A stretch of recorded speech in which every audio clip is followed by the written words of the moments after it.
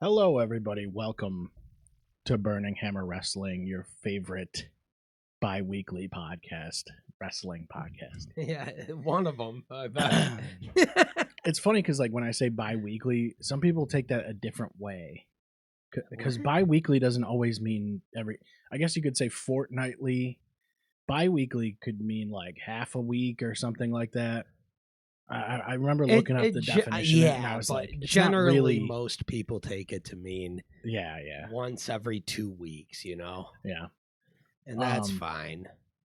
But that's what we do. We talk about wrestling now. So, Yeah. my name's Seth Skinner. This is my buddy Dave. Howdy. And if you want to support the show, you can head over to w.gg and use the promo code ClearShots. That gets you 10% off, Oh yeah, it does. and it helps the show. Also, you can go over to the online store as well, and that'll help us by buying anything. Or yeah, help please us. just buy something. Yeah, pretty much. Or That's the don't, most direct but- way to support us. For sure. Yeah, for sure. There's a lot Definitely. of merch on there. Some cool. I put out that one new shirt with it's like the NWO logo, but Yeah. it's got the BHW, so that's new. Love it. So that is on there. So yeah, let's see. 2 weeks, every freaking 2 weeks, there's a lot of shit to talk about. But honestly, I didn't take a lot of notes. Yeah, Um, there's not a million things we really have to talk about. No, First time in a while, there's not 50 million things we have to cover. Yeah, sometimes I feel like we're going too fast, and there's Who but cares? it feels like we do get to elaborate mostly on what we want. Yeah. But for sure on SmackDown, I think one of the best matches I saw this week was the Ilya Dragunov match Oh yeah, with Nathan dude. Frazier, which actually was like surprisingly It just proves exactly what we were hoping for, though. yes. Because It was Cena. It was just surprising because Nathan Frazier's a tag guy, Sure. and you're like, Yep. well, why were they doing like a singles match? It was kind of didn't really make sense. But There's the it's- open challenge thing, I and Ciampa think- coming out and all that stuff. That was For kind of sure. cool, and it's cool getting all of them involved. Yeah, too. for sure, absolutely. Yeah, SmackDown's been a little weird lately. It has So- absolutely. So it was cool to see like a good. That's one of the best things on it. So Yeah. it's cool because the U.S. title was around for a long time and had good and bad eras, But Cena, when he had his open challenge, Yeah, it that changed that. it changed the whole game Yeah. for what the way you approach he that. kind of gave a blueprint of how he would handle. And who knows how much in control he was of it. I'm sure he probably had a decent amount of say. Sure. But because of the time period in his career it was, but he was like, I would imagine he probably was like, give me the U.S. title and let me use it to make guys. Because that's what it felt like. And who knows who came up with the actual decision. Could have been Vince. Who cares? The bottom line, amazing idea. It's one of the most memorable runs of any belt being used Yeah. to put spotlight on a ton of new guys. To me, it sounds like a Cena idea. It does, doesn't it? Because he's so hard in the paint on that stuff now and for years now. Well, I mean, look at the way his that one vignette was. He's talking about like the last person I face is going to have to go through like a tournament. Yeah. And it's going to be love like it. the future of the love company type it. of thing. And everybody in the tournament, is going to get made by that tournament. Mm-hmm. The matches are going to be so insane. Right. It's so insane because it's every single person that loses every match on the way up just got an opportunity to be participating in a thing where they're trying to show the audience that they're worthy to be in a match with Cena. Yeah. Every single one of those fuckers. It was interesting. He mentioned like like Raw, SmackDown, NXT, and he was like even some people who don't work Hendry, here. bro. Yeah. Hendry. Exactly. Could you imagine if his last opponent was Hendry? That's what I'm wondering is how. Like when I you hope say so, like so bad. When you say people that don't work here, it's like, does that mean TNA type of shit, or does that probably mean like they're gonna do something wild? Because it's like, Who how knows? could you, Dude? What if what company would agree to that? Actually, though? Edge though. It's like, would AEW really? We don't know. Allow that. It depends who reaches out. If Cena got it approved by Trips and the rest of the company to bring in a guy who's a Hall of Famer for one night, you know? Yeah, maybe they could throw some of that. How Saudi do you not? And they go, we'll literally pay you. That's what I mean, right? For a date, like we'll pay throw you some of to that get fucking him, Saudi blood money.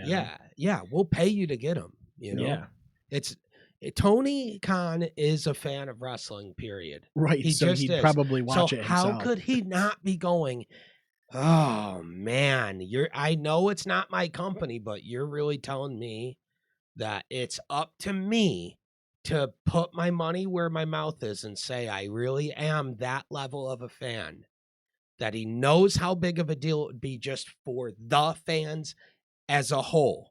You have a lot of the leverage. Business. Like if you do that though, you could almost make them simulcast that match or something. Yeah, you could. Say we'll do it if you let us air it as well. Let us air the match. Let us air the match. Yeah, just the match. Just say the main event of this match is taking place at a different spot because it's going to be this fucking special match. Yeah. What's the match on? Saturday night's main event or something? Yes, that's the final match at Saturday night's main event. Yeah. That's tough. Contract wise, but and we could be getting way ahead of ourselves on that. The bottom line, though, back to the U.S. title thing, why this match was such a big deal to me is because this was the first one that really solidified that they are going to continue to use that belt to do what Cena did. And it proved it when Sammy got it and went open challenge. What's the greatest U.S. title run ever? Oh, it's the open challenge. Everyone says that. Yeah. You know? So then you go, cool, got to do an open challenge. It's got to be the same level. He did do it at the same level. And they showed I saw a card recently. It was like an image that was the eight title matches of the U.S. Open Challenge of Sami Zayn. And it was so overkill stacked, dude. And I was like, oh, man. Honestly, it's good for both parties. It is. It's good for the title holder, too. Yep, absolutely. Yeah, absolutely. So there's no shame. And people were like, he only had it for a few months. He only needed to because he got 8 matches out of it in that short of a time. Yeah. That's crazy. So, and then he used it to pass that torch to a guy who actually needs it in Ilya Dragunov, who's incredible, coming back from injury and needs to have something like that. Like he's gonna, now what they did is even smarter, because now you've got a guy who would have instead normally just been a guy getting a rub from Sammy's thing, and now he's getting the even crazier rub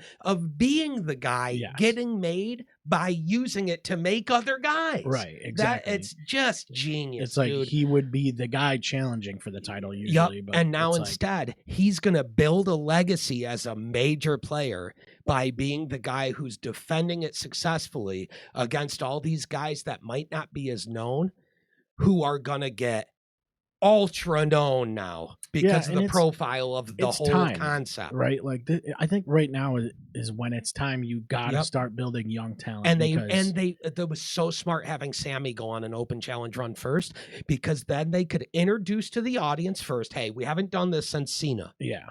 So now we're going to use this vehicle to make a million different guys in the audience, right?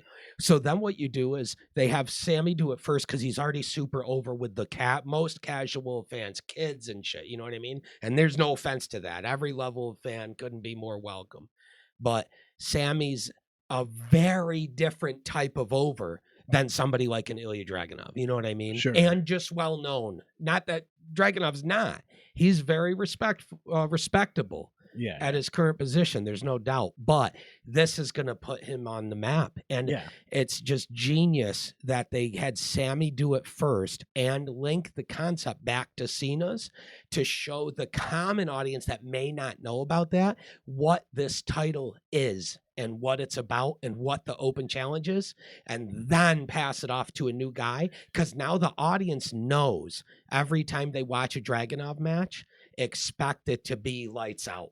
Right. Because it's the open challenge, and every single guy that gets in there for that challenge is going to be trying to make a name You for himself. also have like so many guys that are old and are going to be retiring soon. Yep. So it's like, you got to have the young talent. Literally just saw Grayson Waller talking about it on CVV, talking about how there's a bunch of guys that are going to be leaving new spots. And he's like, I am taking one of those spots. Yeah. And I believe Grayson will. It's like Ray came back too. And it's like, He'll probably be gone soon. Like, Yeah, there's guaranteed. no way he's gonna keep. We're losing Cena, AJ, most likely Ray pretty soon. Yeah. You know, Orton's got to be somewhat soon, even if he's on camera for the rest of his career until the day he dies.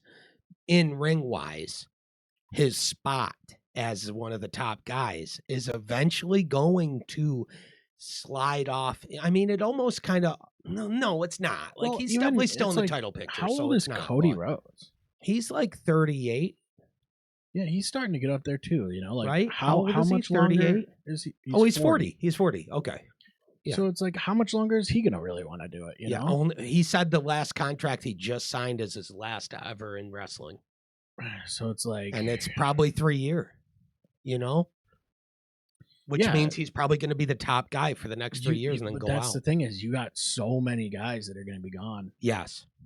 And the company's in such good hands because right now, even though it might feel stale or feel weird at times, the reason why is because they're in a transition period of showing the audience and giving the audience a bunch of just an overload of new lore with all these different characters. So they have stuff to chomp into for when the old guard finally does have to move on, and you don't have to worry about having all these people ready to move up to fill out the roster and feel like a really true new era. You know? And it feels like a lot of farewell shit for guys. And I love it. I'm glad they're doing it, and I want them to do it. And like, that's great.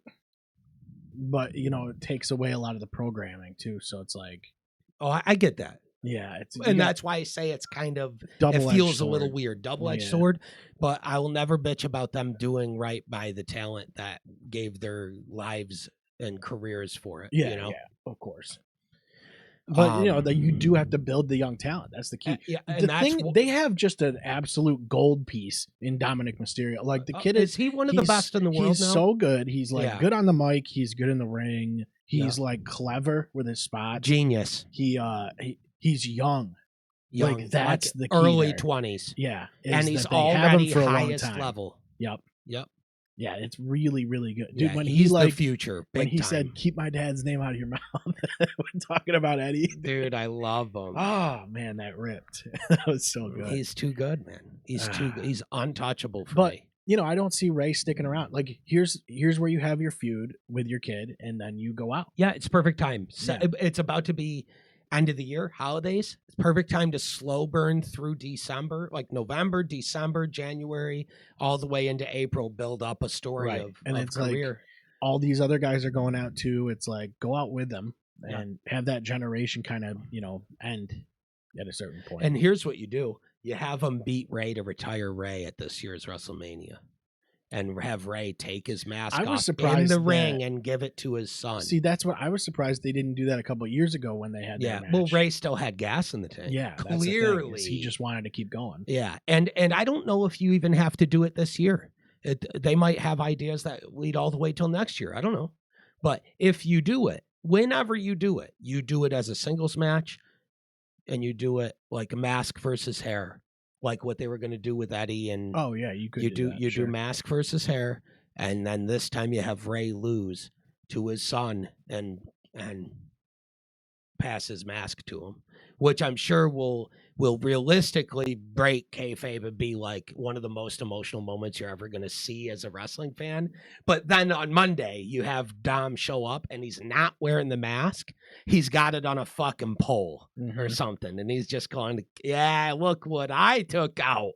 Right. Because then you use it as a tool, a storytelling tool in the eventual face turn of Dom. Yes. Where you have him turn in a moment in the ring where he turns and you see him put the mask on for the first time and become, you know, the heir to the Rey Mysterio. Or he just already is. Though, he's already the greatest luchador.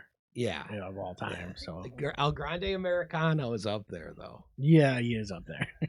Dude, he's over in Mexico now. I've seen so many clips of him coming out and just getting huge props. I'm like, you gotta be kidding me, dude. And all started with like good. This stupid vignette, and they're like, just a bullshit idea turned into something amazing. It was like AI generated like images and shit. Dude, incredible. Yeah, absolutely incredible. Great. But yeah, I just can't say enough about Dom, and I can't say enough about Ilya Dragunov. I think he's absolutely incredible. I know he just had a pretty beat injury, but if he is, hopefully, if he can be injury free, yes, long enough to really put together like a long career, I think he's going to be around for the long haul as a major player. His finisher's pretty cool. Finisher's cool, really dynamic and interesting style in the ring. Hard hitting, but also like creatively and deceptively high flying. Yeah. Yep. I think that's why that match was so good, was because like you had Nathan Frazier, who's like, he's a fast, like creative guy, high flyer, and that's why it was so good to have him. It was like, oh, you guys probably know Fraxium's sick, and I mean, who the fuck doesn't at this point? But did you know he's a major player, singles star waiting to take place? Right, like he can do it. Yeah, you know what I mean. That's kind of the idea there. And I just hope that they keep using that belt to do just that. Have Ilya, who is gonna have god tier matches. Yeah, it looks like Tommaso Ciampa is going to be the next one. And let's be real. On the other side, that's what Gunther did with the IC title, and it was the greatest IC title run of all time, realistically. He had it for the longest time, sure, but he also defended it constantly and had a million amazing defense matches. Yeah. So it's not like they neglect the IC title, although right now, who the fuck is the IC champ? Because I can't think of it off the top of my head. On Raw, the IC champ. Wow, good question. Yeah, that's why I was like, what? Who is it? It's going to bug me. We're going to have to look it up. Why don't we know that? Yeah, how do I? But that's a bad sign. That's not good. Yeah, that's it's not on TV very much. I'm hoping I see who it is and go, I'm an idiot. Oh, it's Dom. Duh. It is Dom. Wait. Duh. But that's what I'm saying. Yeah, it is Dom. I knew it was going to be I'm an idiot. But he also has the AAA belt, doesn't he? Yes, he's usually carrying that thing. Yep. Yeah, it's currently Dom. Yes. Yeah, and he won it off of who did he win it off of? He won it in that match with the Finn. Fatal 4-Way. The 4-Way. Yep. Yeah. Yeah, it's I love it. We just spent 30 minutes talking about how Dom's a god, and then we go, what belts he have? Well, and he's doing great with it, though. Yeah, but it's not like he's really, I don't know. He doesn't make they're not making the belt the central point. That's right. The problem is he's too magnetic, and he's too good for anybody else to get a shine. That's the thing, is he almost doesn't need the belt. Like, no, he doesn't. He just doesn't need it. Dude, he's just 1 in a billion good. Yeah. He's too good. He's too good. He is easily one of the best in the entire world right now, in my opinion. Yeah. Oh, yeah. Like, I don't know how you could argue that. No, I'm not even going to try, because that doesn't make any sense. Yeah, he's that good. That's why they have 2 straps on him. Yep. But it's like, well, it's kind of that Mercedes Moné effect where you're like, I don't even know what belt she has, because she's got a couple of them.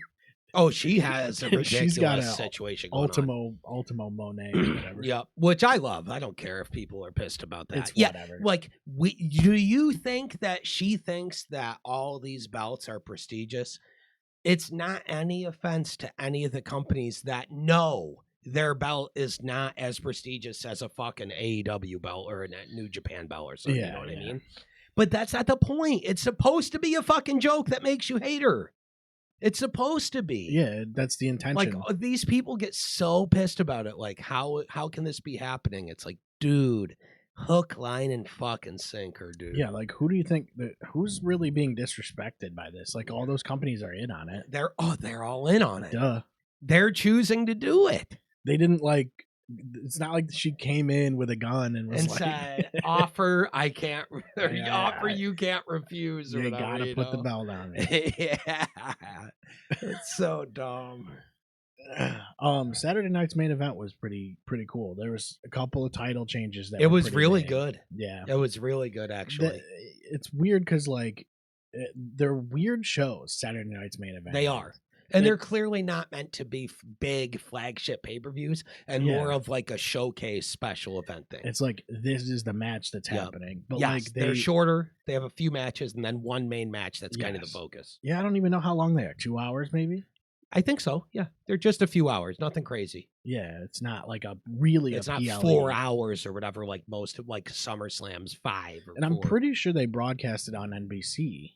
Yeah, I believe so. Which is pretty cool. Yeah, absolutely. It's just nobody has cable anymore, so I guess. No. But people that do, it's cool, like flipping through and being like, "Oh shit, I remember this." You know? Absolutely. So it does probably bring some eyes in, I would imagine. Oh yeah, they're struggling with ticket prices, dude. I looked up like they're pricing out their audience. It's bad. I mean, they're coming near us very soon. Yeah, and there's a show in Syracuse too, and it's like a WWE live show. So I look up the prices, and it's like $75 just for like the absolute like trash. Farthest up, can barely see anything. And you're like, it's a lot. It's not even Raw or SmackDown. Nope. And you're like, why would I pay $75? And on top of that, they're just bad seats. You're better off watching it on TV. Yeah, because so why would you pay almost $100 to not get to see the show? Right, you're going to be watching it on the Titantron. Basically. And like, dude, I was looking up prices for the Raw that's going to be in Buffalo, and it's like for average floor seats, it's almost $500. I'm like, no, I'm sorry. That's too much money for the average person to be able to cough up for tickets to see your shit now. That's almost right light now compared to what I've seen. It's like thousands of dollars. Oh, any major. Oh, dude, yeah. Anything in the hard cam section though is $2,500. Oh, yeah. On anything televised, the hard cam section is $2,500. No, it's like who can? Why? That's what I'm like. I don't. It's not like you're gonna get fucking famous. Yeah, and who even has the money to blow on that? That's crazy. That's my point. They're pricing out their audience and then wondering what happened when there's no fucking crowd. Dude, SmackDown was wild. Empty, bro. It was wild. Good. Get fucked. TKO. Yeah, if you price out your fucking own customers. I almost I was watching it and I was like, it almost felt like it was like COVID era shit. Yeah, good. I was like, what is going on? It sounds really quiet. And I'm glad that's happening because people are seeing the prices and going, nope. Yeah. And that's how you get them to stop doing that. Because like it wasn't necessarily quiet, but like you could tell it was empty. Yeah. Just from the sound. Absolutely. When you can start to make out what individual people are saying. Yeah. Dude, we saw a ton on AEW during the dark period. The real first dark AEW period. Gets that and they've overcome it. They get that a lot though. Oh yeah, sure. I think their audio team is a little different, the way they rig up their crowds and stuff like that. But I don't think, it just isn't good. AEW has been getting their venues smaller and getting their crowds up too. Yes, that's fine. That's good. It's been balancing to a good spot now. Yeah, and you're going to probably see them sell more tickets here soon because now they're going to go. We're not scumbags, and we're not going to price out the fans. Yeah, like that's the real. Yeah, and then meanwhile, it's like UFC. They price out fans too. They only want celebrities in Vegas. Only. Well, meanwhile, Triple H is going to be like, "Well, we only listen to the fans like in the stadium," and it's like, but what fans are in the stadium? What fans? Like all your fans are on Reddit. All your fans are on like the internet right now because they're watching your shit illegally because they can't afford it. Yeah. And your wife is going on your program and going illegally stream it. They're dirty scum. Yeah, what did she say exactly? I don't remember, but she basically just told everybody with a wink and a nudge, hey fans, we see you, we know, we can't control it, so just fucking steal it and they'll learn the lesson. Yeah. I can't remember. That made her such a. I was like, "Fuck yeah, Steph, absolutely based." I was like, absolutely based, bro. Good. I want to find out what the quote is. I know it's so good. VPN. She said to just use a VPN. Yes, just use a VPN. Yes. Which is so funny. Oh, I hit kids. Definitely not kids. I don't want to know about her kids. Let's see. Is it gonna say the quote? She promoted a. Look at that. Steal this PLE. That's so funny. I fucking hate that shit. Yeah. But yeah, it was when ESPN deal signed, then they did the fucking $40 PLEs or $30 or whatever they are. It was on her and she was show. like, get a VPN on her podcast. She did an ad read for probably like NordVPN or some shit. She did an ad read for a VPN and literally in the ad told you, oh, you can't watch our content on Netflix? Here you go. VPN. According to reports, ESPN was not happy with the promotion. And she probably went like this. Yeah. Eat this, bitch. Yeah, fuck yourself. Dude, you think Steph gives a fuck? You think Triple H gives a fuck? If TKO shits the bad enough, they're going to go, we're bouncing and going private tomorrow with our whole squad, and TKO's beat, and we just move on with a new name. They also, it's like, they get paid either way. They're like a salary. So it's like, what do they care? What do they fucking care? They don't make like a commission probably on certain shit. So it's like, I don't know. Yeah, TKO buying them was one of the dumbest things ever. Well, and you know, Triple H gets a lot of blame for it too. I hate that. It's like it's really not. Here's the thing: he has bosses, guys, and no matter how much he wants to do shit, and no matter how much he tells you that he's in control of shit, he's going into a boardroom, and the only ally he has there is The Rock. And Nick Khan, I think. He's not the owner. Like, no. He isn't. And there's like multiple other dudes in that boardroom going, that's cool. You are using Logan Paul in a main event spot, though. Mm-hmm. And then he goes, I guess I am. Which actually... to be fair, Logan Paul has earned it. That was... Whether you like it or not. Sorry. I'll openly always blast him and say he's a scumbag. And I hope someday he comes on here so I can tell him he's a scumbag and then geek at it. Because who gives a fuck? What? I'll go, dude, you're a dirty scumbag. But also, congrats, dude. Like, I don't give a fuck. Yeah. It's not like I hate the guy or like it's it's not a malevolent thing. It's just funny. I think he plays a dirty scumbag. He is very well aware of it. Yeah. So it's whatever. Yeah. If he hasn't earned your respect at this point in wrestling, he's not going to. Then you're blind, and he's never going to. Yeah, he just isn't gonna. He's earned mine. Yeah. But it's like, oh my god, dude. And then people like bitch about Triple H being in like the ads and shit for the Vegas Mania. It's like, dude, but he's a recognizable face. What do you want him to do? Like if it was like if Sting was in that spot. And he was on the He'd poster, be there. Would you be like, oh, dude, why does Sting need to be the centerpiece of it? It's because people just hate his guts. It's like, shut up. It's even worse, too, because I've seen guys that I otherwise massively respect and appreciate their content, but they just have personal vendettas with Triple H because they worked with him when he was also hungry and trying to be a top guy, and of course vowing for himself. Yeah. If he was a prick behind the scenes, I don't fucking know or care. But who cares? I know that because I'm not close to the situation, I'm able to recognize when somebody's just bitter and they're not willing to give the benefit of the doubt that people could be a different person after 25 years and like a heart attack and shit. Right. You know? Yeah. Look at Punk. Yeah. Yeah. I mean, he's completely changed. It feels exactly. Like. But there's certain dudes out there that create content for wrestling that no matter what he does good, they don't trust it. They don't believe it. And they'll only shit on him. And when I see it, I don't discredit what they have to say because how would I know? They were in the locker room with him, not me. But I see it and I just feel bad for him because I'm like, why do you still care? Right. Why do you still care? I don't know. Yeah, a lot of them. It depends what he did. I don't know what he said. Seems like a lot of those guys just hold a lot of grudges.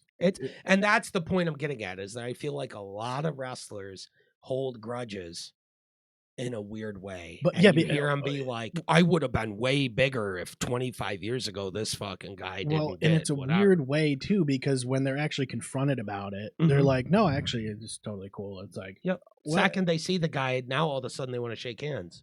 Yeah, and I wonder how much of it's like really just like the press. You know what I mean? I think they're just trying to work. They just are hoping someday they're going to get a call and get used again somehow. Right. And they don't understand that there's real life, and then wrestling is like a thing you do, like a job. or a career. Yeah. It's no different than being like a successful musician or something, you know? Right. It's not your walking home in the door to your wife and kids. It's not.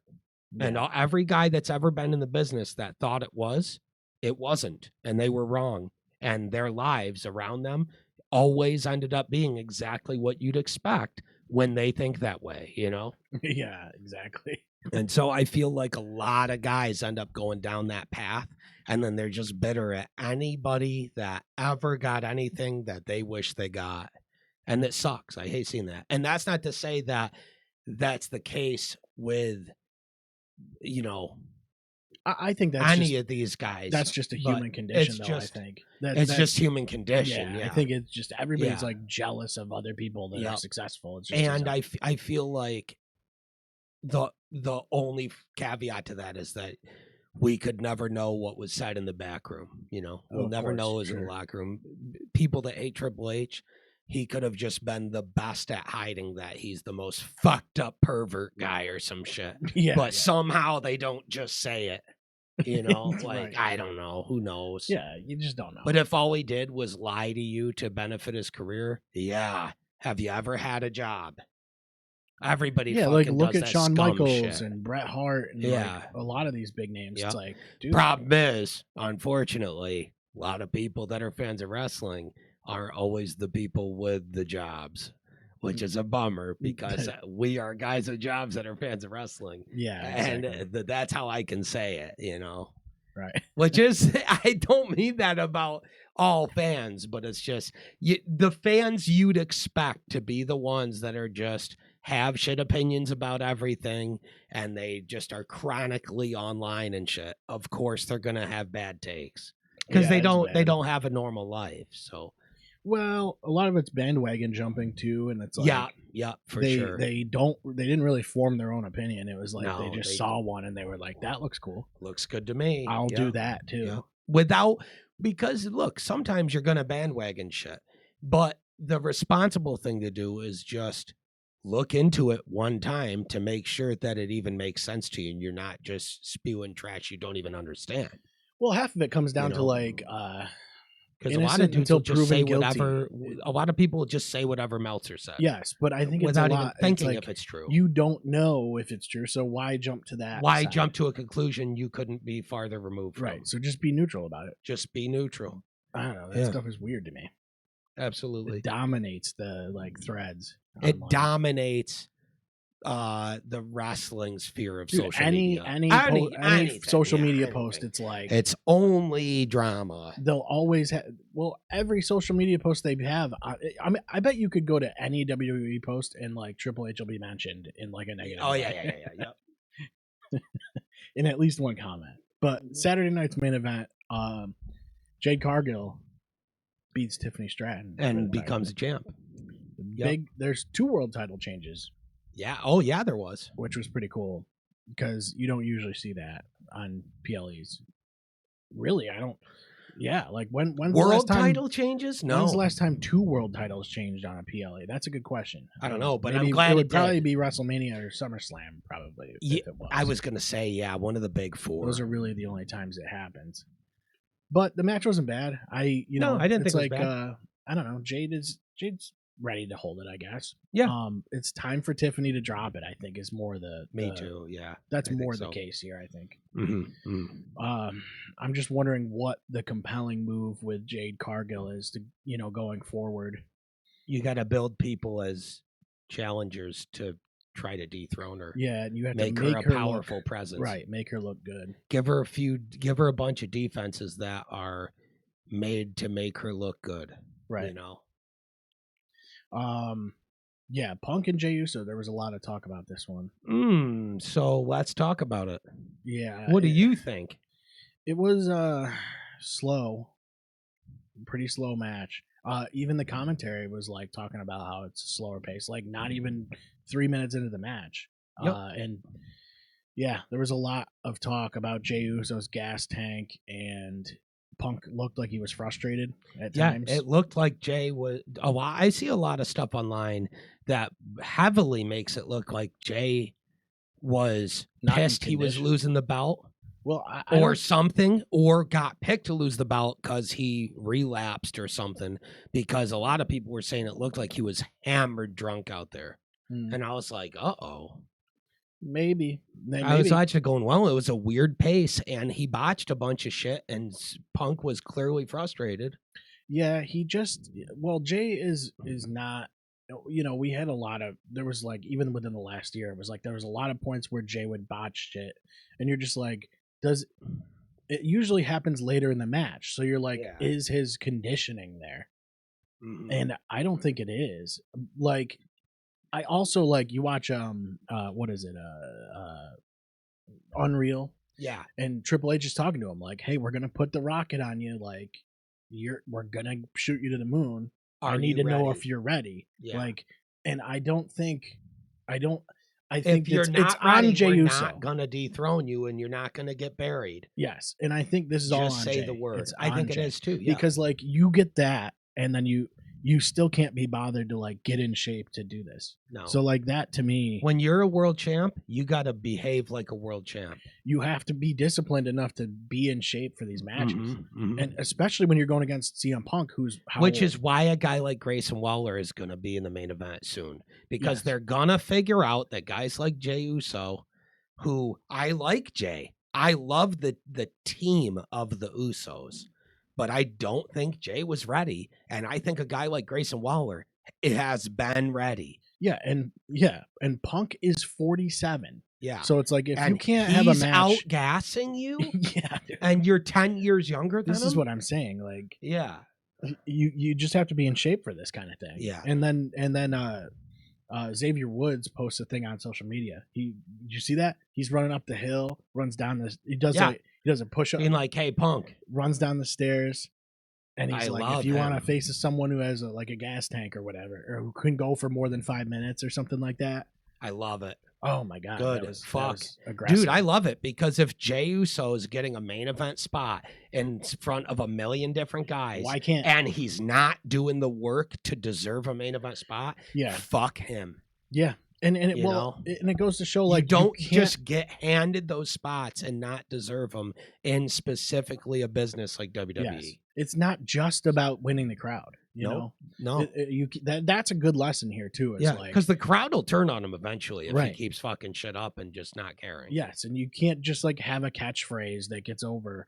No, you can have it work. Like, you totally can, but you're not. That doesn't make you a main eventer. You have to be able to go. Like, and Austin was that way. It's not like he was like the greatest in the ring ever. He was, like, though. He was pretty. He was good incredible in the ring. And he was so injured he had to change his style. Yes, to it. And he could handle going for a long. Yes, his gas tank was long. Yep. There was no like he's slowing down like noticeably. Yeah, in 3 minutes. And Jey was noticeably slowing down. Yep. And it was not. It wasn't good. It just makes you wonder, like, what the fuck is going on with Jey Uso, dude? Yeah. What is going on with Jey? Yeah, there could be something the dude that we had don't the keys to the castle and won it huge, and he's fucking blowing it, and it's a bummer because, well, again, I like Jey. I think he is super over, and especially over with like a generation of kids. That is a big deal, and I'm sure that's a lot of pressure. Yeah, but it doesn't matter. You got to figure it out, man. Or if you can't figure it out, let somebody else be in that spot. It's also, I just thought it was, like, I thought they were doing the Usos again. Me too. And we said that in the last episode. It was like, I thought that that's the way they were moving. And you can do that because you can have Jimmy just kind of mold right into that gimmick. Yep. And it can still be the same thing, but now you're a tag team. So what? And a tag team's perfect for him because if he doesn't have a gas tank, he can stand on the apron. Yep. So it's like that thing just, I don't know. CM Punk looked frustrated about it. Yeah. And there was definitely points where you could tell that Punk wasn't happy with the match. But he deservedly so. And he did the right thing. World title match. He won the match, won the belt, and got to have he gets to be champ again, and well deserved.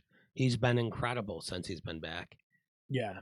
Yeah, oh yeah, he definitely has. And he's, he's pretty frequently on the shows. It's not like he's taking time off. No, he's totally full in as a top guy. Yeah. Absolutely. I wonder what they paid AJ Lee because she hasn't been on TV. I wonder what they paid her for that, because she only had one match. Yeah, I don't know what her deal was. I don't know. Yeah, that's interesting. I wonder if that info is out there. Probably. But it's cool that she got to come back and do that storyline in that match. Yeah. But then they don't have anything for her. So it's like, you don't have to just work to work. Like, you can just go home and then just be a special attraction, you know? Yeah, if there's something you feel like you should come back. If there's like, hey, do you want to, like, if Bailey's random, like, I want to feud with AJ. Yeah, AJ goes, I'll do it. Cool. Yeah. There you go. Come on back. Bailey's weird right now too. I don't know what's going on with that. It started so cool, and now I'm going, what are they doing? But because they didn't do anything. It feels like they're stalling. Yes, they didn't do anything more with it. Yeah, so it feels like they're stalling to me, for sure. It feels that's hard for her, because now she just has to float with this gimmick. Yeah. For a little bit until they decide it's time to do this with it or whatever. Yep. Maybe they're waiting for somebody, but it's like, who are they waiting for to come back? Who's really injured with them right now? Nobody, Liv Morgan. Nobody. Liv only. And it's like she's not even involved in absolutely nothing. So what are they waiting for? I just don't get that. I don't know, man. It was a Lyra Valkyria thing, is what it was, and now where did that go? I don't know. Yeah, some of this shit is just like and some of it's like out of sight, out of mind. It disappears, you forget about it, and that's what they kind of hope, I think. I think so. But like, it doesn't work that way though. Not with the internet. Are you kidding me? Right, that's the thing. Not with the internet, man. No way. Right, because it'll just come up on some squared circle thread, and it's instant. Yeah. Remember this 3 weeks ago, and how come? Where is it? You know. Yeah. And it's not even like it was long ago. Like if that was like a year ago, you'd go, and they started I forgot about that. Yeah. Yeah. It's been a few weeks. I just don't get it. It's been what, like 2 months since they started teasing that? Yeah. So where does it go? Confusing. Like half of these things are just very confusing. Yeah. Wicked agree. I don't get it. You have a plan obviously in place, right? Yeah. Why are they taking so long to get to them? I don't know. Especially when your viewership is down. Mm-hmm. Why not pull the trigger on pace? Even if it doesn't work, it's happening a little faster. Even if it doesn't work, like it don't matter if you're going a little faster. Building some kind of interest for people to go like, I want to watch SmackDown for that. Yeah. When's the last time you were like, I got to watch SmackDown because of this? Dude. It's like, I don't remember the last time. Me neither. It's like Raw has those moments from time to time, but yeah, Raw has. I just don't see it right now. Where SmackDown's having a tough time still. Yep. That's why I love that match. That the US Open Challenge US title match. Yep. That was the best thing all of SmackDown, no question. I was also like on Raw. I was kind of happy that Punk mentioned Dom. Yeah. In that promo. Yep. Because it's like you're getting this acknowledgement now, and that, he knows that like you're. He was definitely smiling behind the scenes there. Yeah, and also it's like Dom is ready. Yeah, and Punk understands too. It's like it's not like he's oblivious to this shit. No, he knows what's going on in the product. Of course he's not. So it's really cool to see like even these guys are acknowledging like this dude's got it. Absolutely, dude. Absolutely. I feel like I wouldn't be surprised if Dom was world champ by this time next year, like going into next Mania. I wouldn't be surprised. Yeah, he's in a storyline chasing the world title. Yeah, it all depends on like who's gonna be. That's a good point. Gone, and it depends who's where. Yeah. I just I was thinking about Damian Priest the other day because like he was a world champ not a year ago probably, and it's like where has he really been? They mixed him into a couple things, but like they had this confidence in him. And it's like, where did it seem to go? It's like they still see him as a main event level guy, but he's just not had anything to be involved in, so he's just been resting. But there's a couple guys that could just be world champs, and you're like, why aren't they in the picture? And why is it Jey? Like, Drew is feuding with Cody for the world title, right? Correct. Or for the WWE title. Right. Cool. So after Drew, if it's Drew that wins or Cody, either way, you just tell the story that Damian is next in line. And how long is it going to be before just Drew? Let him have a 2-minute thing or a minute thing being like, I have dibs. Why are we waiting so long to pull the trigger on Drew McIntyre? I don't know, dude. every question you're asking right now is every single one of the questions that are the problems with WWE right now that have to get addressed. Yes, it's like, okay, 100%. So you have Cody who's like really good in this like chasing the title role. Mm-hmm. So like, why wouldn't you want Drew to be the bad guy? Exactly. I don't understand it. I don't know. And they've had the opportunities. They've had the matches. It literally just happened. Yeah. And so like, I just don't get the like, why wouldn't you flip the script here and say, Drew's the champ, Cody, you have to get this thing back. Make a storyline out of this. Because you can. They're both main event players. They can talk. They'd have great promos together. Absolutely. So like, and give them a full-blown feud. Yeah. It's not Why as is it good. Instantly Cody wins? Yeah, it's not as good when Cody's the baby. Like the you don't need Cody to be the only guy with the belt winning every fucking match for 2 years. Right. That's not how you do it. Right. What you do is you have him lose the belt to a worthy guy he makes and then fight to get it back. Yes. And then make a new guy. Yes. Cena did the same thing though. Like people always criticize Cena like just for burying everybody, but like he would drop the title. He would drop the belt to guys all the time, which made the belt and then chase him. And then work your way back. And it shows like your resilience and it shows all those things as a character. Never give up, bro. Yeah. So it's like Cena. I just that one's tough for me. Really I don't want to see every single fucking title run now is a million years long. And it doesn't need to be that's good for the belt. Right. No, it's bad for the belt. Or the product. The belt becomes like you're a brand ambassador now. That's what it becomes. It doesn't become like a symbol of achievement. It's just you're the guy at the face of the company. Because if it doesn't ever change hands, then it's never getting used to make anybody. Right. And that's not good. No, that's the whole thing. That's like literally what you should be doing. They're major titles. Like, yes, it was cool when Reigns finally lost a belt to Cody, and you had a good storyline, but it could have been done the year prior, and it would have hurt absolutely nothing. Yeah. But they milked it for a full year. Yes. And it ended up working out, but it's not always going to work out like that. Right. Gunther's a good example of this. Like you have him built up from the Intercontinental title, builds up the Intercontinental title himself. Then he goes into the main event picture and is like, then he wins the world title and builds the world title even more. So now his character's elevated. He looks strong. And then he drops it to somebody. And helps elevate them. Dude, it's not rockets. This is booking 101. Yeah. So like it's the stupidest, lowest level of it that works over and over again. And it's like songwriting. It's like when people try to write a good song that they want to be a hit, and then they make it all fucking convoluted and weird. And it's like, dude, there's a reason why every one of the greatest hits of every band has the same fucking basic song structure. It's because it's what works. It's actually, it's what the listener is looking to hear to be taken on a journey. You know, it's the same thing with wrestling. Like, it doesn't mean every single match has to be the same. That's not what we mean. No, at but all. You can structure it's not about the same matches. way. The matches, you can do whatever you want and tell as much story as you can get away with in a match within the confines of a match.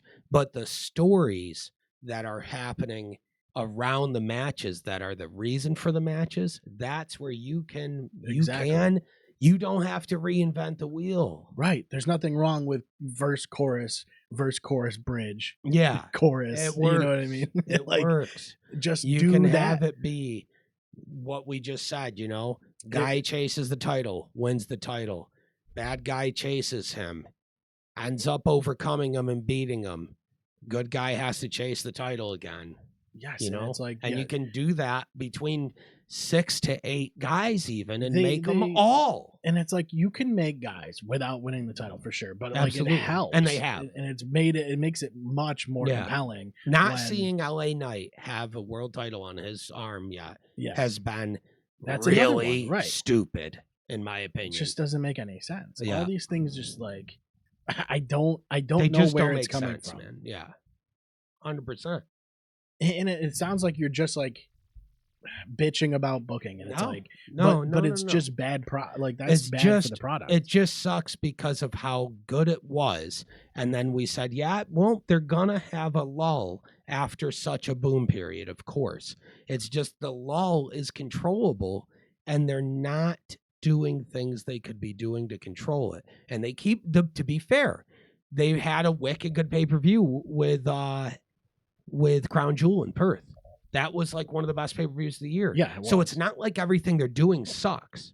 It's just there's questions they're leaving unanswered that leave you going, why? And it's like, if you want to go like long-term storytelling, like that's fine, but where's the medium term and like short term? For the long term, that's right. Long-term storytelling is great, but you have to have a little bit of all. Yeah. You can't have every single bout is tied up in a 2-year story, because now you don't have them for 2 years. Yeah. Yeah, it's weird. Like, you see things like the Judgment Day and the way that broke up, and like, did it really come to like a conclusion? No. That was really, it didn't really ever come to a head. It's still going right now. Yeah, it's like in the background. So like, why wasn't there really like I don't know. It's like they almost feel like they want to leave it open so that they can come back to it. Yeah. Which doesn't always work. Like, no, come because back to eventually it now. People, when you tell the audience that you're not going to pull the trigger on shit 80 times, when you finally pull the trigger, they're going to care less because you already teased it and didn't deliver 50 times. Yeah. So the time you do, they're just going to go, oh, here we go again. And then when it happens, you're going to go, oh shit, they finally did it. Okay. Instead of being like, yeah, it's very like you political. Know what I mean? It's very political in that way. Yeah. Like a promise made like doesn't happen, and then even if it does happen in a minor sense later on, it doesn't matter because you promised it and failed. Right. Yep. You're building up the hype. It's almost like you're a kid and they're building up Christmas Day. Yeah, and then you don't get them. It doesn't it's actually in 4 months. Yeah. So like, okay, well, all that hype doesn't matter now because I thought it was in a week, and then they go, no, it's in 4 months, but they don't tell you that. They go, no, it's in 3 weeks, and you go, oh, my bad. Then 3 weeks, they go, it's actually 3 weeks later, because that's how it actually feels. It's like they keep going a little bit later, just wait, a little bit later. Mm-hmm. When the fuck is later? Right. When is now? Yeah. When is it going to be now instead? And then they're like, it's getting too dragged out. Here's a roadblock. We're going to give the title to somebody else. You know? Yeah. It's like, why? Sometimes you just got to get it right. Go, we've got a guy like a fucking LA Knight or whoever, you know? Dude, that's what I'm saying. Make him guys. Now. They have guys that can do it. Yep.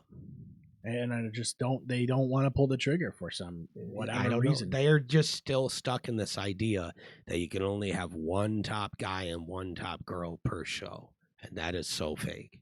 I'm hoping that it doesn't continue this way when Cena goes, and you see this wave of guys that retire. I really hope they start to build guys a little bit better. You know, and it's not to say they haven't built young talent. No, they've done a great job of building talent. Yeah, I just think you can build them even bigger. You can't build talent and glass ceiling talent when they get better than you were ready for them to be. Yeah. Who cares? If Stone Cold Steve Austin 2 comes through the fucking ranks, he's the top fucking guy. And Cena's retiring. Everybody stops caring if you get a guy that's that hot. Well, and they go, fuck Cena. You're just not going to, like, in the way Triple H, there was a big thing, like an article about like Triple H and how he was talking about, I don't know if it was on a podcast or something like that. He was talking about how like you don't really need gimmicks anymore. And it's like, I don't agree with that. Yeah, you do. Like he's like basically arguing that like you can just be yourself, amped up to 11, you know, that sort of trope. And sometimes it always work. And it's like, it doesn't always work. It doesn't always work. It just doesn't. Because sometimes guys do that and they're not interesting. Right. So then their character's not good. And it's like, because like, think about would Mark Calloway have gotten over as just being randomly Mark Calloway? Yeah, Biker Taker or whatever. Just Biker Taker. No. It's he would have been probably not. He would have been, if he never was Taker. Right. That gimmick even is good. Right. A generic biker guy, again, he would have been lost in the shuffle. Right. People would have went, that dude's so good, but they just got to get a gimmick that matters on him. Yes. That's it. And we've seen it. We've seen it happen in WWE now, where we go, this guy's so good, but he's got to stop wearing a diaper. You know what I mean? Yeah. Like, what's that dude's name? The diaper guy that looks like a toddler running around in a diaper with fake work boots on. And he's like a tiny shredded jacked guy who was on a team with Pete Dunne. Oh. And every time we'd see him, we would go, this guy's so nasty, but he is getting out of the diaper or his career's over. Yeah. You got to not have a little guy running around in a diaper. But that's the other thing is, like, you get so many of these, like, Pete Dunnes, where it's just Pete Dunne. And, good luck what is his, ever doing something with him. What is his thing? Like, what is the thing that grabs me on this guy? Like, I just need to sometimes, like, you know, look again. It's like the Undertaker. Dude, he was given a gimmick. Someone's going to even show if the up. gimmick's not good. Yeah, like the Undertaker. Oh, you want proof? El Grande Americano gimmick, right? It's a gimmick, and shocker, and it's God tier and it's ultra over, and made like 3 guys. It made multiple people, multiple guys, one character. Yeah, one gimmick, dude, and it instant proves the point. Yeah, you know, look at like the Wyatt 6. They're trying to do it. But that's a whole different problem that's not even worth getting into. Yeah, that's just figuring out how do you write these guys now? Oh, they're going to kill someone because they're a horror villain? Oh, you can't kill someone. So what do you do with them then? Right. How? Yeah. What do you do? I just don't know how you do right. It's the only problem. I want them to figure out how to do it so bad. I can't. If I could, I'd be rich and I would be working for them. They missed their best window. Yeah, too, when they first started. The tag when they titles, first started, they should have went, we're taking over this town. Well, not only that, but they had a great tag division. So it was like, and that sort of is kind of, you know, that's just kind of embers now. And it's like, that was your chance to get them into that. And make them build the tag division, have them be the monster. I guess it could be the MFTs. The MFT or whatever.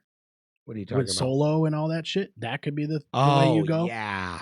But they've teased that before too, though. Yeah. Well, the Wyatts versus thing, the MFT thing is so weird. I love Solo though.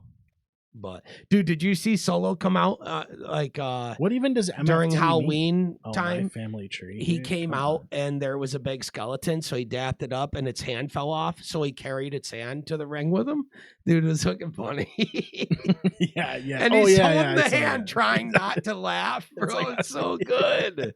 So good. I love, and I actually like this, and I think this is the move. Them with the paint is nasty, bro. Yeah, I really like that. I guess you need something to like, because there it is right there, dude. Here's the thing. There it is right there. They're not all gonna. Yes, that right there. So that makes sense. That's the move. But where did that go? And it's like I don't know. You need something to almost blend them all together because none of them really stand out. No, you know what I mean. That's the way I looked at this. Yeah. And it's just kind of odd because it's the best thing you could do with them, though. Yeah, and I don't know, because like it's already confusing because you have Tama Tonga, Tala Tonga, Tonga Loa. It's like, dude, guys, like, can we how do we? You're never going to be able to really. They should have given them not all a bunch of random generic fucking Samoan names. That's the thing is they can give them whatever name they want. So what are they doing with that? And then so like now you want to have these guys stand out and be on their own, and it's like, good luck, dude. Now you have to make them this so that they're all one thing. And JC Mateo, the problem with that is he's filthy, bro. Yeah, so now it's so like good. You could almost have him stand alone and not even be part of this thing. Yeah. But he is so nasty. Yeah, I love that guy, dude. JC Mateo, Jeff Cobb. He's so good. Yeah. This thing is just, I don't know. It's kind of cool. I don't hate it. Me neither. I don't hate it either. It's just so weird, dude. Cobb is the most rhino-looking, not rhino guy in a while. Yeah, he's absolutely. He's just rhino too, and I love it. I love it. It is the rhino build. He is so good, dude. I'm such a big fan of that guy. Yeah. Yeah, it's just, I don't know. There's just so many confusing things. It's definitely a transitionary period right now as they try to figure out what the next move is, and some stuff's cool, some stuff's not. Yeah. And well, the good thing, like the silver lining too, is like they have a lot to pick from. Yeah, like they have plenty of guys that they're never gonna run out of guys to be like, fuck, it's not working with this guy, let's go a different way. Yeah, that's plenty of guys. It's like a baseball team with a good farm team, because they've got guys like fucking Ricky Saints and Trick Williams and shit just ready and waiting. Right. You don't take a guy like that and bring him up and put him anywhere but the upper. Well, that's the thing is, like, you have some of those guys that are still on NXT. Like, if Trick Williams comes in and they go, cool, now you're just going to feud with Xavier Woods or something. Cool, I love Xavier. But no, you want him to matter, you got to bring him in and have him instantly be feuding with, like, fucking Braun Breaker and shit. Yep. Only move. Yeah. And it's like those guys are your future main eventers. Guys like Ricky Saints and Trick Williams and fucking Braun Breaker, Bronson, Oba Femi, dude. Yeah, like some of them. Like I feel like the reason even they're not the fucking up, Joe Hendry. Yes. Yeah. Well, I think the reason they're not calling them up is because they just feel like they have a deep roster already. It's too deep. It is. When has it ever been this deep? It's not even up for debate. That's why it's so fucking weird. Because it's like the roster's the so most deep, stacked but there's nothing going on with ever. it. There's just nothing. Yeah, it couldn't be more extreme. The most stacked roster ever. It's like triple the stack of the second most stacked roster ever. And you have all these guys that are just doing nothing. Think about this. Most stacked roster everybody always talks about is like SmackDown Here Comes the Pain, like 2002 or whatever, it's like right? 02, 03 02, 03 is when you had like the end of the Attitude Era and beginning of the Ruthless Aggression Era, and you just had 50 million guys, right? You still had like Flair and all those guys too. Yep. So that roster's crazy, right? They've got like double the amount of male talent and like 15 times the amount of women talent. Yeah, it's way and the women talent, half of them are better than the guys. Right. Like you have people like Io Sky in that list. Yeah. What? It's ridiculous. She's legit one of the best in the world, male or female, right now. And her storyline's the best shit going on right now in WWE. At least for me. Yeah, some of that stuff is because it's simple. Like the Kyrie stuff is. I love it. Yeah. Because it's all playing off of like stereotypical relationship dynamics in Japan. Yeah. Like traditional relationship dynamics in Japan. And so they're getting a chance to do a story like that. They don't have to tell the audience necessarily what it all means because they're showing them what it all means. Yeah, just do it. So people might think it's weird, but at the same time, Asuka on her YouTube channel did like a 20-minute video sitting down with Kyrie talking about that social construct in Japan and why it's relevant to their story and shit. And cool. It's like, oh, okay. Dude, yeah, it's a simple story and it's working fucking gangbusters right now for them, dude. It's like one of the best stories they have going on. And not because it's some insane story. It's just being performed so well by everybody involved. It's one of the only cohesive stories. It's super cohesive. Yeah. That's why I say that, too. And everybody involved is having these wicked good matches and shit. Well, and it's consistent. Like you see it all the time. It's consistent. Yeah. The problem with half of these storylines is they fall to the wayside because they're not there. Every week. Yep. Nothing advances. That's true. With EO and they get a lot of TV Kabuki time. Warriors and Rhea and stuff. They get consistent TV time, and they don't waste any segment. Every segment they're given, they are micromanaging and using to further their story together. Even if it only furthers it a few inches, they're furthering it though. Right. Nothing is stalling with them. And that's why it's been the best. Until like a year from now, we're like, what happened to the... how are they still doing... Yeah, no. But, dude, having Asuka as a scum manipulative heel, like elder statesman, has been amazing. Yeah, that's a good idea. Amazing. Yeah, I like that for sure. Yep. But yeah, WWE is definitely going through a confusing time. That's all I can say. There's a lot of good stuff and a lot of stuff that's not working and some straight up bad stuff. It's very baffling is all I can say. It's weird for sure. Whereas AEW right now, we didn't talk much about AEW, but don't get it twisted. AEW's been the most solid it's been in like a year or two. Yeah, they're very consistent. Right now. It's been very consistently good, and it feels like they're really starting to find a groove right now that could be the future groove of the company for years. They do a good job like making a lot of these guys look like big deals too now. Now they do. They do for sure. It feels like their roster's really deep.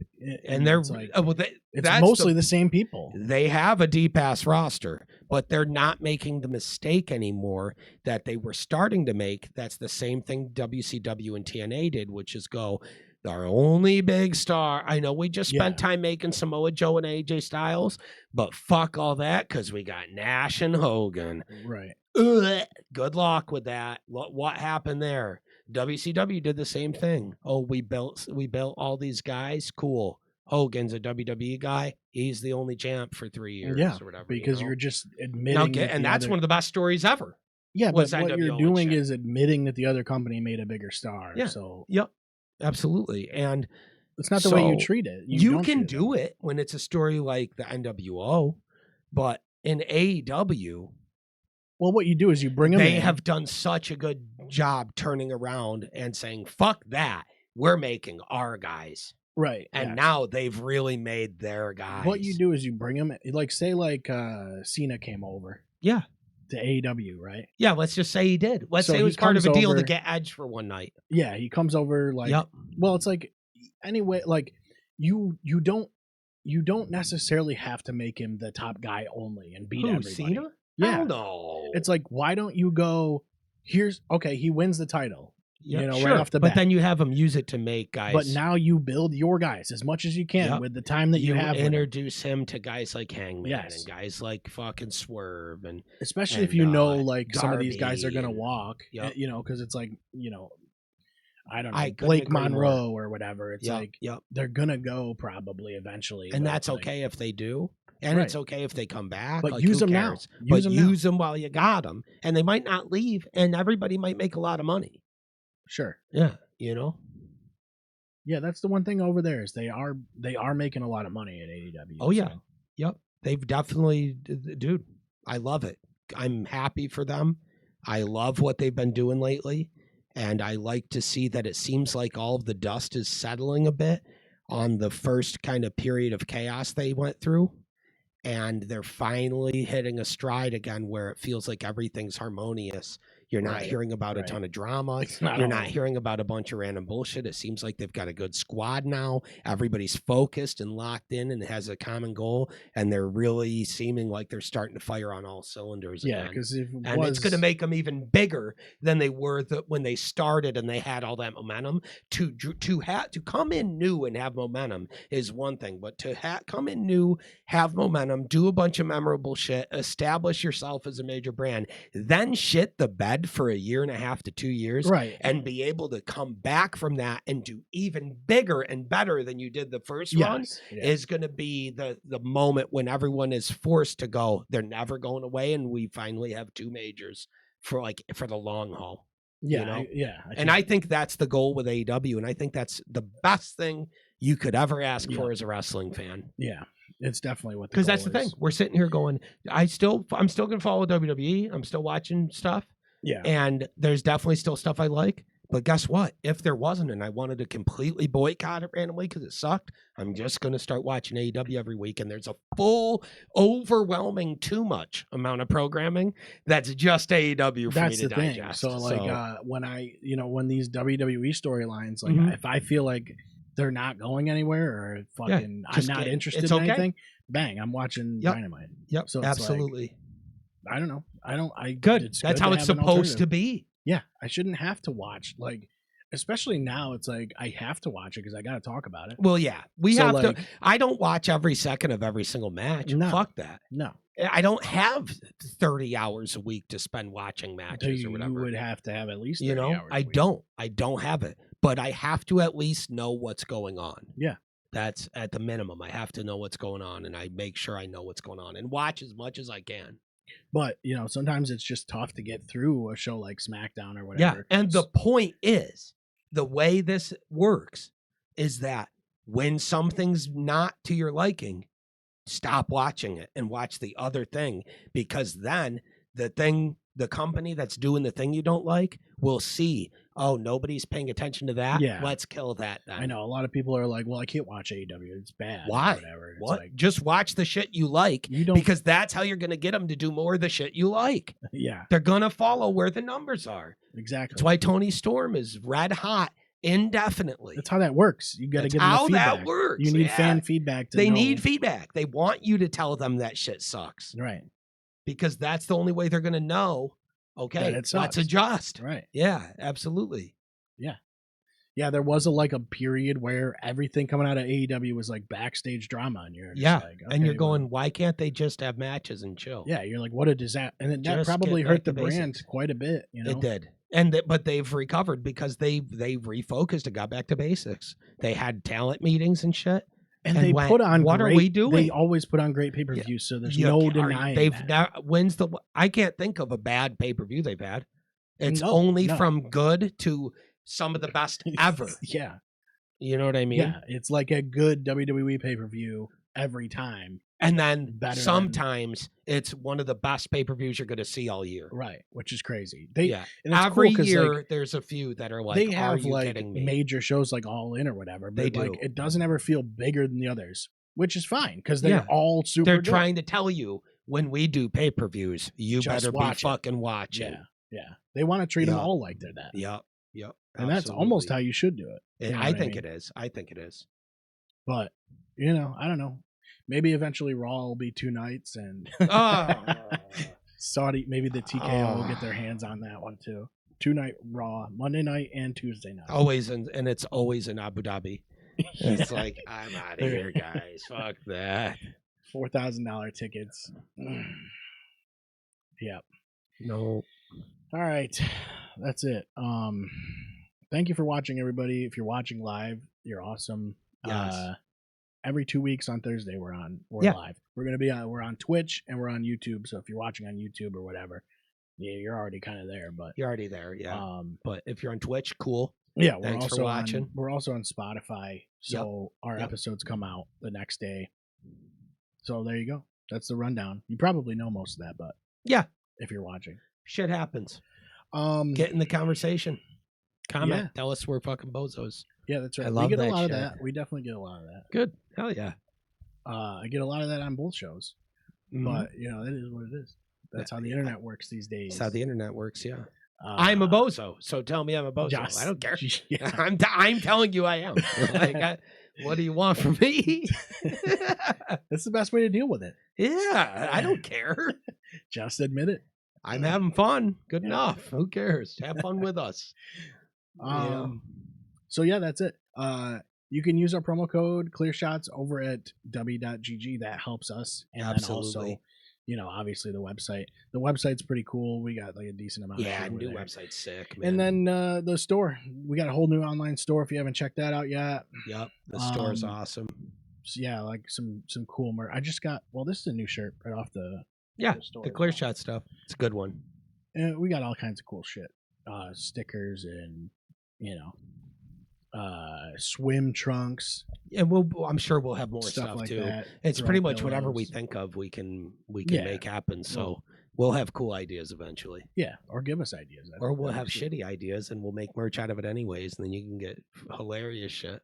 Yeah. People see and go, why? The AI wrestling guys. Worstling or whatever. The wrestling guys is the best. Yeah.